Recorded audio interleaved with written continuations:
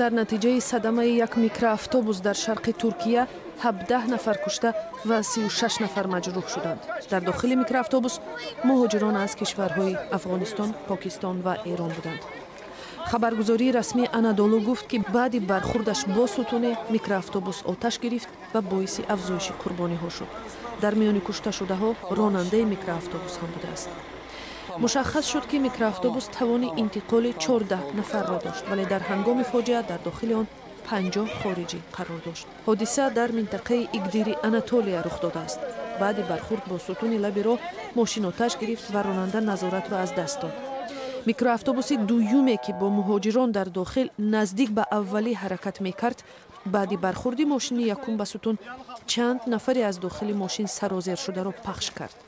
мақомоти туркӣ гуфтанд ки 13 нафар аз ҷумла ронандаи яке аз мошинҳоро боздошт карданд.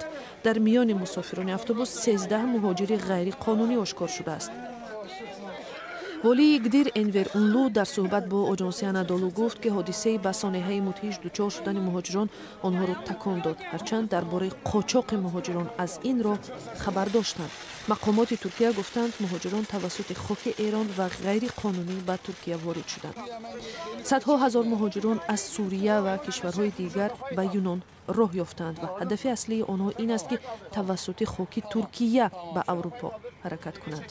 дар ин талошҳои сангин садҳо нафар ҷони худро аз даст доданд.